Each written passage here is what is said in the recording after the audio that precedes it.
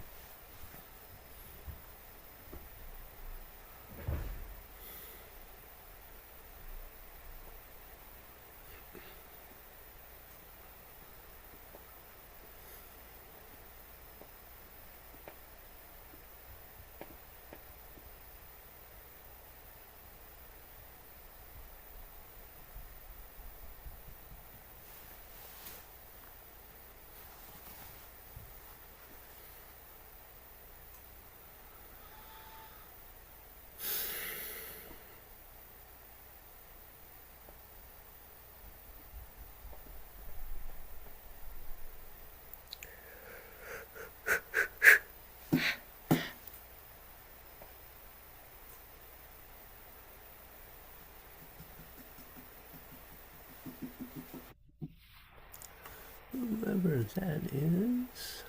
Boop.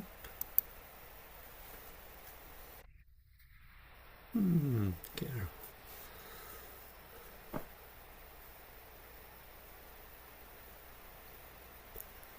Morning, Carol. Good morning, David. How are you? Fine, thank you. I'm trying this on screen mirroring on my big TV in the workout room so I can see your moves better. Uh-huh. But I have my tablet as a backup in case it just goes out. I mean, technology, you never know. It just Yeah. it isn't always cooperative. So, No, it's not. I wanted to oh, I, I wanted to thank you for your recommendation of Good Night, Irene. oh, wasn't that good? Ah, fantastic read. Did you see the parallels though to the women Oh yeah. in a lot of? Yeah, yeah. It's but it was just such a good story and based on real women. Those were based on Yes. the real women. It was so So emotional. I really got caught.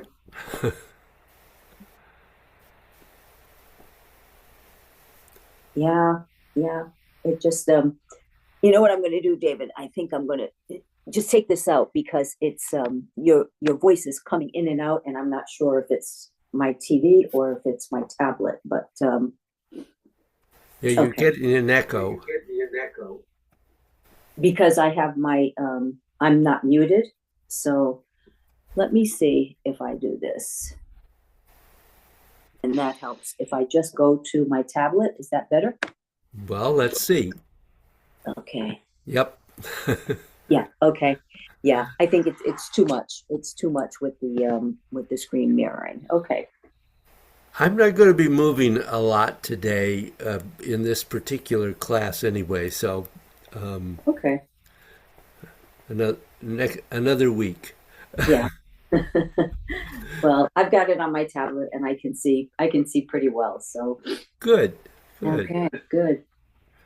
Good. And you said that Jane read the book also, right? Jane had read the Good Night Irene. Yes, Okay, good, good. she liked it too very much. I good because I was going to say recommend it to Jane because it sounds like something she might enjoy too. Oh yeah. Yeah, yeah. I the I listened to it on Audible and they did a really excellent job. Oh gosh. But Jane had read the book, which was great because then I could see the picture. Yeah, yeah, exactly. Exactly. Yeah. Well, right now I'm reading the Amor Tolls Table for Two. So Oh, I'll let you know how that goes. yes, please do. Hello, Hi, Linda. How are you today? doing okay. How are you? I'm very well, thank you. Carol? Hi, Linda. I had a good night's sleep. Oh gosh, that's good. Yeah. Yeah, yeah. Does that mean your kittens are starting to settle down a little bit? No, just I Oh went right dear. back to sleep after I fed them. Oh, Uh, I didn't realize Oh dear. you had kittens, David. Oh, what? I didn't realize you had kittens. Well, Oh, they're a year old now, a brother and sister. Um, they're really very charming in person, but the male Moki has decided that somewhere around 4 in the morning he needs to be fed, and the only way to shut him up is to do it. oh my goodness. So, My So who was daughter has your a thing to feed her cats that's on a timer. Can you do something like that? Set it that you so can do that that with dry food, which they always have available. No, this is their wet food, yeah. which they get oh, once a day. okay. Um, So they want the good stuff is 4 in the morning. yes. Oh, Good morning, Joanne. Good morning, David and Linda and Carol. good morning, Joanne. Good morning. Um, I talked to Bill. He's still dealing with some health issues, and I have a feeling he probably won't be here today. But he is watching the videos and trying to more or less keep up with us. Okay. So, just so you know. And I'm going to go ahead and get started here because I have to leave at 5 after 11 to go pick up Jane's sister at the airport. Ah, okay. We haven't seen her for a year, so I'm kind of on a schedule today, Yep. which I try to avoid, but happens now and then. It's for a good reason. Yeah, Yeah, exactly. she's great. So,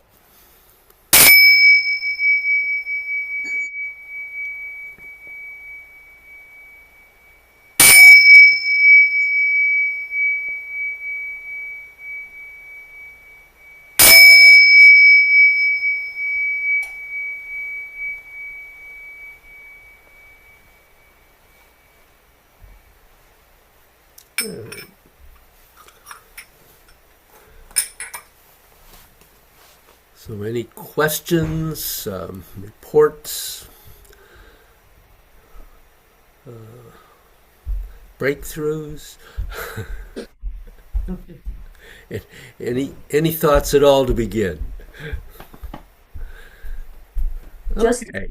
I find the guided meditation, the meditation that you have recorded, is really helpful getting me Mm. into that practice of focusing.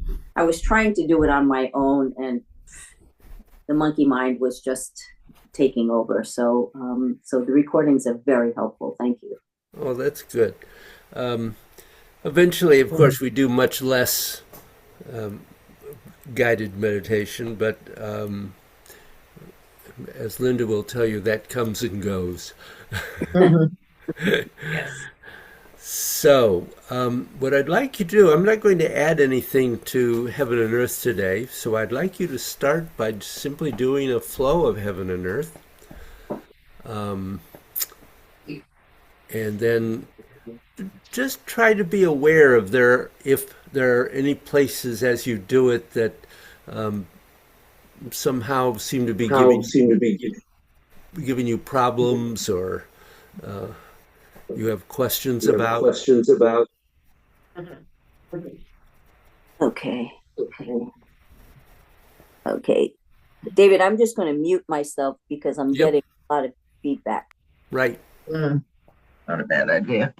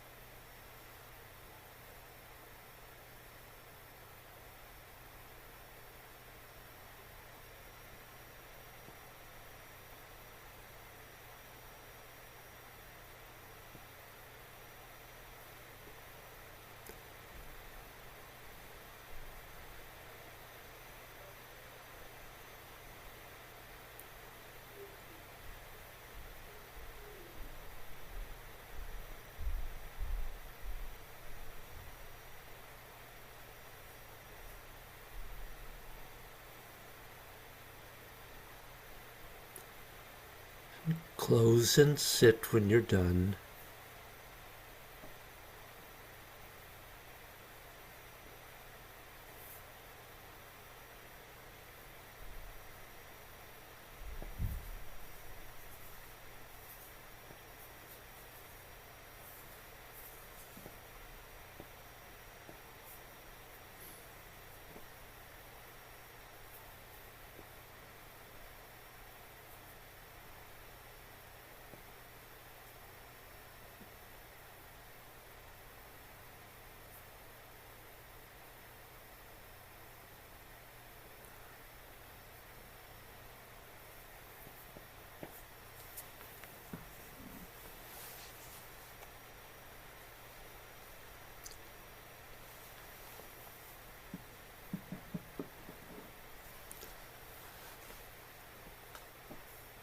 Any particular questions come up for anyone? Yes, David, when we come down and meet at the logong point, do we go down the middle before going to the sides, or go down the sides? Separate the hands and go down the sides. So when your elbows rise and the fingers drop, you're actually spreading that energy into the side channels. Okay. So you're not bringing the hands down the center. You're bringing them. No, you bring them down the side channels. Okay. Thank you. Absolutely. I Any do other- have a question. Go ahead. Yep. A question about that. I feel that I am twisting until then. So that, in other words, as my hands are going up, as my hands are going over, but then I feel like that's like a straight shot down. That doesn't feel right. When the elbows come in, or when they come over, or when you're doing No, from the logong piece, from that point that Carol was talking about, from the separation down to the Okay. quad. So part of that movement is that, and I don't know how to, the hand is actually twisting slightly in as you do that. So when you get to here and you come across to here, the hands are pretty much facing the body. Yeah. Or facing the logong point, hopefully. Yeah, for the logong point. Yeah. So as the elbows rise and the fingers drop, they are very subtly twisting in. So from the pinky. Pinky is twisting in, yes. Yes, gotcha. No, that makes sense. Yeah, okay. And then it's twisting out slightly as you go down. As we go around. Yep, okay. Thank you. Yep, sure. Any other questions there? Okay. So that was pretty impressive. I love that nobody was rushing. It was a good sense of maintaining a focused pace. I will mention a couple of refinements. Please do. But basically, you're all really on track. I'm very impressed by that. So, I think the first thing I would say is that in that first preparatory movement, the arms are bending and twisting. They are not coming into center. Because there was a tendency to bring them into center there. All they have to do is bend slightly and twist inward so they can twist outward as they go up and into this movement. And that seemed pretty good. remembering to keep the extension going all the way to this point. Remember that the folding in is separate from the pulling over the top. Not that you have any break, of course, between them, but they're not combined, which I saw kind of a tendency to happen. And remembering that you are continuing to bend and twist at this point, as we just sort of talked about. And then be careful that you don't close off the armpits here. I saw kind of a tendency to get a little too far in, it seemed to me, as the arms went down.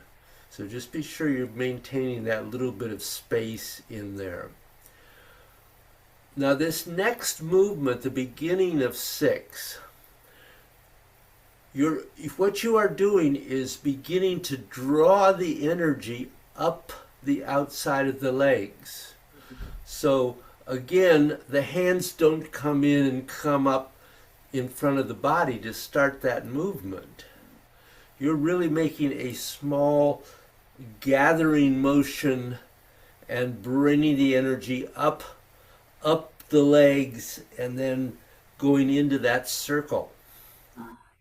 And make sure that as you do that circle, remember that this movement, you're not bringing the hands up here, which I saw happening. You're really coming through the midriff, just above the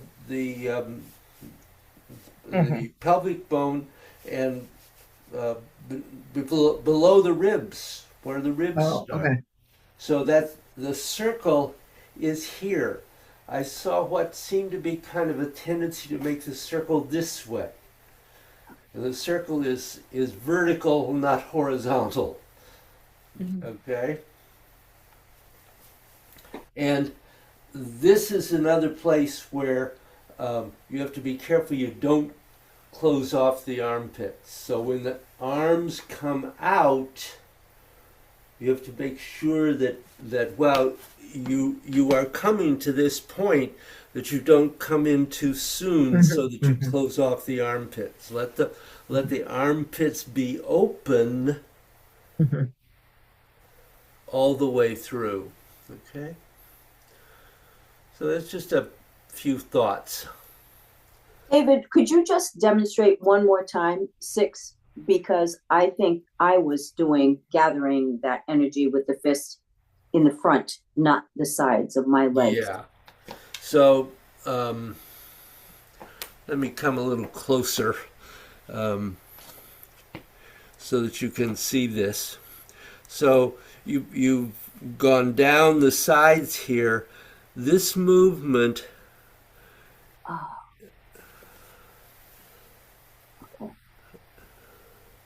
and you're trying to make sure that this is a circle here that you're drawing. The hands are going through a circle. And at this point, you can allow the hands to lightly touch the body as you go by. Eventually, you can let go of that, but that may take some stretching of muscles and structure in there in order to do that. So did that answer your question, Carol? Yeah, pretty much. So you're gathering the energy basically from the sides. Yeah, you're drawing the energy so up the sides because you are working here with the macrocosmic circuit as well as the microcosmic. So, because both are always obviously functioning simultaneously. So this is the beginning of bringing the energy up the macrocosmic circuit as well as the microcosmic circuit over the center of the body. We can talk more about that too, but yes, this is your gathering the energy and bringing it up But both in the energy going down and the energy coming up our legs are both on the outside of the legs. No. Okay, I didn't think so, but that's what I thought I heard. So I'm confused. Coming up and then coming down. The what did I say? I said outside. I'm sorry, boy. You I did said- say outside. That's why I'm confused. That's confusing because it's wrong. You Okay. you bring the energy Glad up I the asked. inside of the legs. Yes. Okay. Phew. Yeah, sorry. Okay. That was my slip there. Okay, any other Yeah. questions there at the moment? Yeah, David, just make that clarification. So I guess I'm not seeing the difference. What you just did, I don't know what you said was wrong. Oh, I had indicated that this movement was bringing energy up the outside of the leg. It's not. It's bringing it up the inside. Inside. Okay. Even though you're forming your fists on the outside. Yep. Okay. So, just to review, I mean, the macrocosmic circuit is the energy coming up the inside of the legs to the qua. It goes through the qua, not around the hip, through the qua to the back, up the back, over the top, comes down the front and around the hip and down the outside of the leg. Okay. That's the macrocosmic circuit. The microcosmic circuit is going from the perineum around to that point where your tongue touches at the roof of the mouth and then back down to the perineum again. Mm-hmm. So the front part is the conception vessel and the back is the governing vessel. That may be too much information, but nonetheless. So, yeah, okay, yeah. other questions? I'm sorry. No, I know I've done this before, so yeah, I don't want to confuse people either, but so as our hands go down, Carol, as you were saying, it looks like the same, but we're intention is bringing it up. As my hands begin to curve in, what I understand I'm doing is bringing the energy that went down into the earth back up. Yes. On the inside. Yes. You're talking that very about first move, right? movement. Of the hands. Ah, okay, yes. You are starting to bring the energy back up. Right. Yeah. But you don't have to go to the inside of the legs to do it. I understand that. Yes. Yeah. Yeah. Gotcha. So okay. This is indeed beginning, but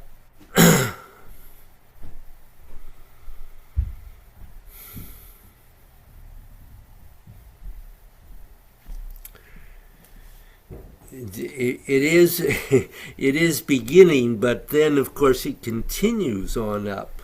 Mm-hmm. Yeah. All the way through this movement. And then goes down.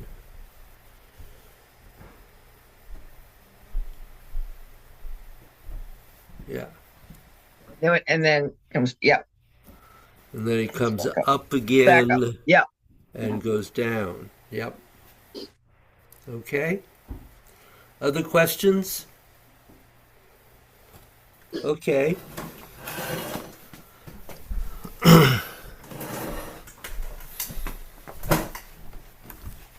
So, let me come back to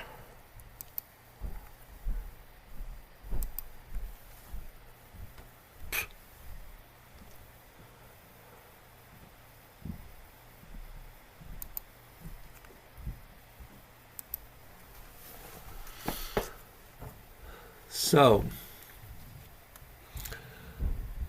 I want to talk a little bit about becoming present, which is not the same as being aware. So what does it mean to be present? What does presence mean? So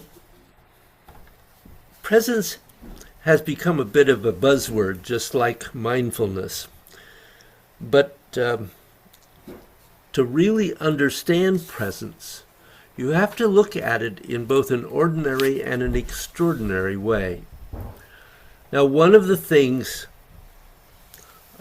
looked for in ancient methods was the ability of a person to be present to what was happening inside their body.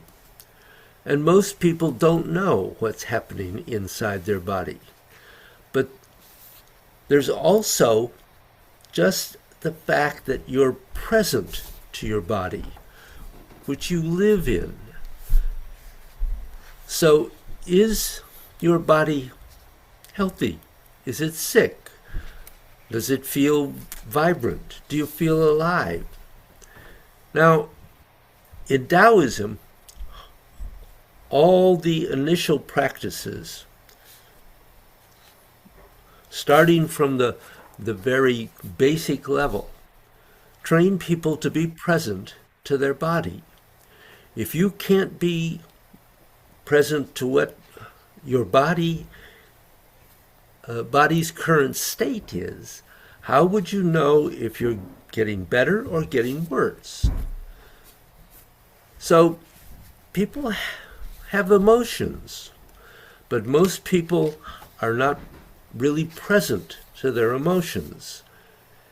And any spiritual path, you want to be present to your emotions so that they do not take over everything else. But yet, if you think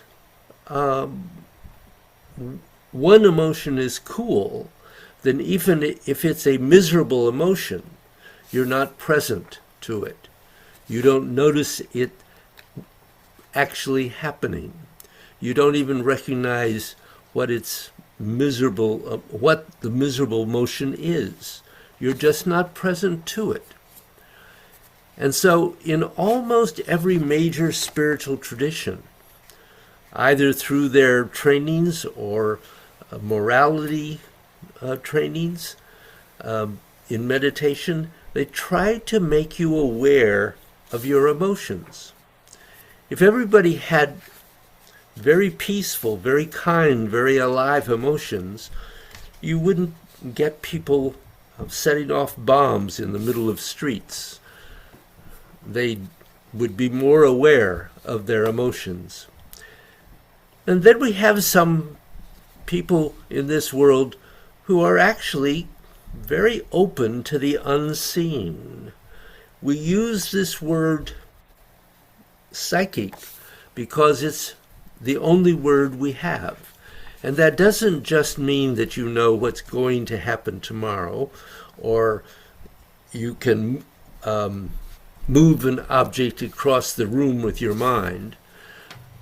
But knowing what's going on around you without any external signs, knowing how when something beyond this world is impacting you and causing your emotions and your thoughts to go crazy,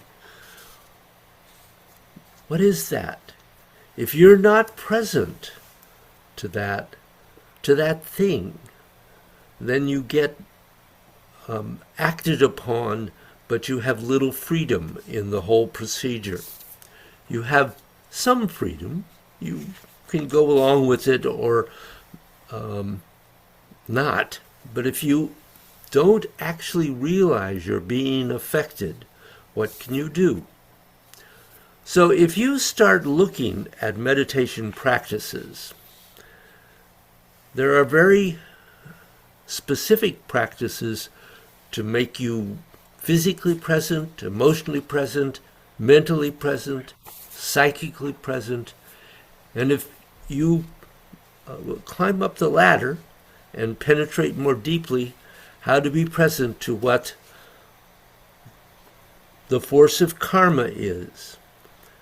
And now, and not as an abstract idea, but to actually recognize what it is when it's in play and moving through the room or the country or wherever you happen to be. But if you're not present to your body, you're not going to be present to all these very high and lofty spiritual ideas. So most spiritual practices, not only Taoism, have a really big thing about becoming more present to what your emotions are, because it's recognized that human beings who are suppressing their emotions are not present, and not present to them don't know they're going on. And Taoism has lots of methods for becoming aware of this. It has dissolving and many others. But if you're going to look at being present, you have some very simple things you have to do. The first one is, are you present to yourself? Do you actually know what's happening inside of yourself? Are you actually present to why you're thinking something, or what you're thinking? Or are you present to what you're feeling? Or are you just, I don't like that, so I'll push it down somewhere and hope it doesn't show up some other time? And it always will. But how do you become present to your emotions? How do you become present to your body? The same energy that runs through a human body at different frequencies is what powers your emotions. The same energy that runs through emotions at a different frequency powers thought and perception. The same energy that powers thinking and perception powers extraordinary thinking and perception to what is invisible, to what is beyond this planet, and to what are the dimensions that exist within this room at the moment, even though we only recognize one dimension, the one we're in. So each one of these things unlocks the key to being able to somehow recognize the next one. If you're present to something, you have the ability to recognize it. I'm a human being sitting here in front of you, and I'm sure all of you recognize that. None of you is thinking that I'm a bird or a dog. So if you're present to something, you are at least starting to get the sense of what's in front of you. But not if you are present to, but you're not present to it. If you're not present to it, you have absolutely no idea what is going on. You're not recognizing what's occurring. So that's part of presence. Now, Taoists throughout history, being one of the old stable spiritual paths or programs, religions, have made one of their specialists looking at how energy manifests. But manifests where? Body, emotions, thought. What's beyond thought? The physical realm, the psychic realm, the unseen world, karma. Why do these things keep on seeming to repeat themselves and not stop? And then essence. At the bottom of all of it, and most people present to what they are,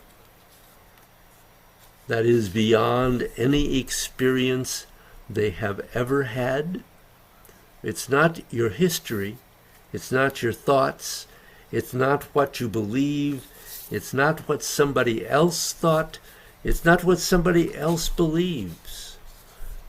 It's not what you saw. And it's not what you didn't see. It's not anything to do with logic and symbols. But are we even aware of that inside of us? The mental energy that drives the way in which we perceive these symbols. We're aware of thoughts, and you can be present to thoughts. But can you be aware of thoughts that are direct perceptions, that appear to have no source? People come up with ideas and thoughts inside of them that don't seem to come from anywhere. They did come from somewhere, but are you aware of it? Or are you present to it? You could be fleetingly aware, even once in a while, that something has happened. But can you have the ability to be ongoing, to have ongoing presence and awareness and recognition of what's happening? There's a Buddhist phrase that ultimately is about presence. It is a phrase that the Buddha once said, that if you can simply be present, be completely aware of what's going on, from the time it takes an ant to walk from the bridge of your nose to the tip of your nose, you will be enlightened. Well, the Taoists have a similar phrase. They say that if you just can pay attention, be present to a leaf falling off a tree, that in the time it takes for that leaf to touch the ground, you would see the root of the universe. And this means no gapping out, no going in, being not present, to not going into not recognizing what is happening, but continuously being present to it. But most people can't do this. Most people can't stay present, don't know what's happening in their mind. Now, maybe for a second or two, no more than that. And now, there's no reason why anybody can't do it, except that they have never tried. And they never started with the idea that there was value to being present. Now the Taoists, in Taoism, have this thing called dissolving. It's a very, very hard to be present to the energy that's deep inside you. To sound easy. Because that's the thought that you'll notice in people who do. There's a thought that you'll notice in people who do Tai Chi or Qigong or standing meditation. Let's say you watch them for half an hour, and they must really be able to do it. If you can pass your hand in front of their face, very often they won't even know what happened. They're in a state of hypnosis, because you can be asleep with your eyes open. You can stand in front of something and only be present to 1% of it. Or you can try and be present to what's happening. Now, how many people in the world are called emotionally cut off? They're not present to their emotions. How many people really do not know what's going on? And as you go deeper into the mind and the deeper into the spirit, there are areas where you can be a little bit present and a lot not present. And very many people are experiencing that. It is one of the reasons why many spiritual traditions emphasize love. Not just compassion, but love. Loving kindness. That's because where love is really active, people are radically more present than when they are not. Being fed up with life is a different thing than loving life. When you're loving life, you want to be present to it. When you're fed up with life, you just hope you can get through it without it being too much of a bad thing. So this is the reason why Taoists have always been very big on Qigong to begin with, because it makes people feel more alive. If they become more alive, they naturally become more present. And not because you tell them they should be present. This is important for your spiritual development. And Taoists have always said being present to the life inside you is good. And they have another phrase referring to meditation.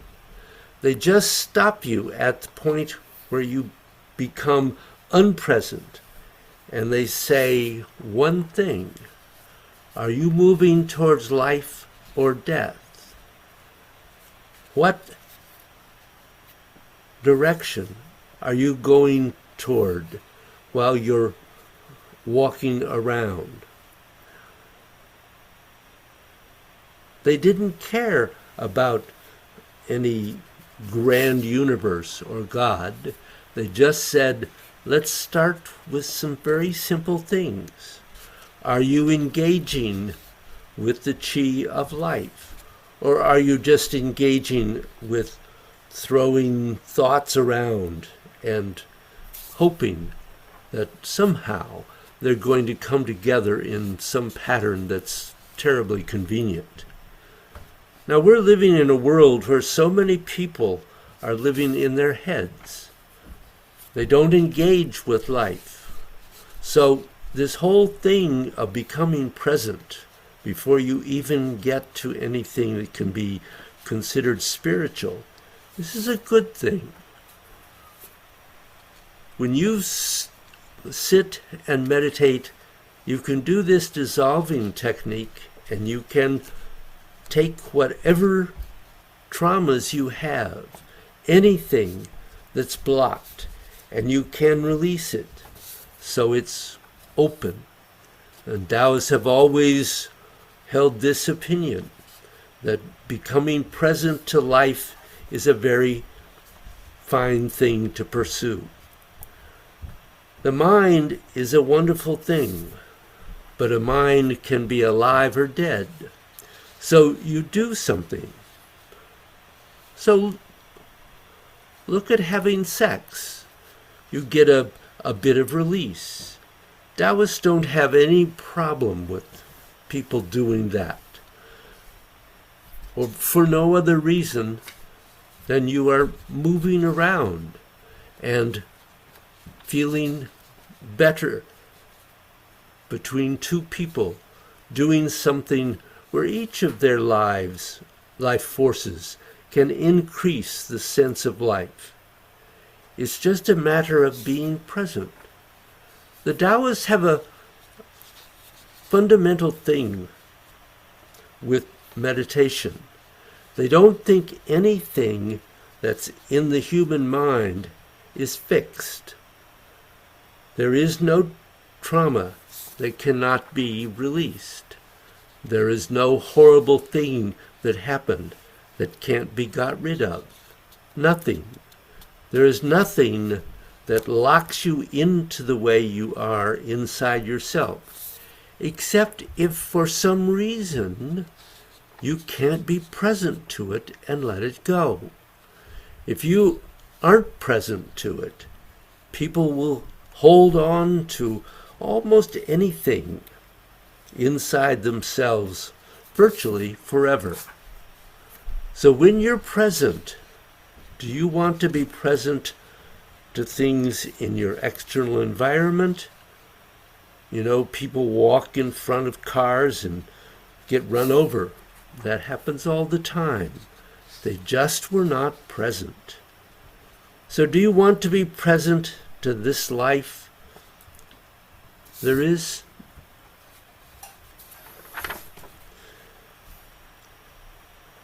Then to some degree, it's helpful to be at least to have some kind of decision. You want to act and do things that will make you more present to the fact that you are in life. And that does not say that you're going to like or dislike anything in life.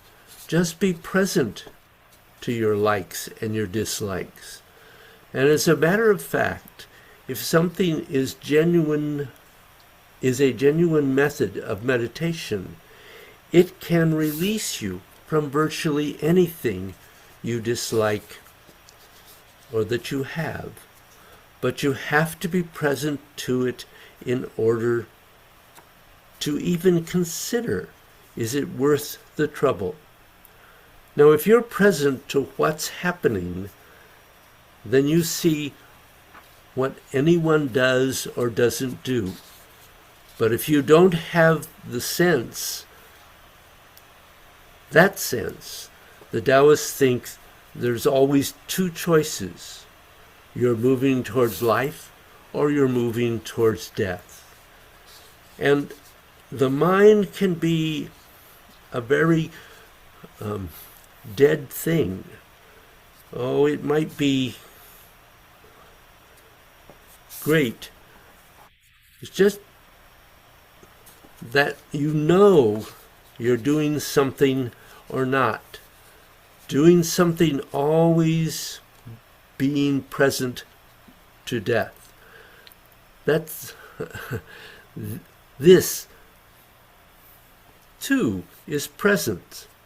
Is it not that you know you're doing something or not doing something? Simple physical presence, being aware of what's going on. Or are you talking about even deeper and deeper and deeper awareness, which your entire experience of existence is dependent upon? Do you want to be present or not? Taoists say, be present. The only thing is they don't make a lot of noise about it. Now, in meditation, what is the enemy of being present? Being distracted. If you're distracted, you're not present. So,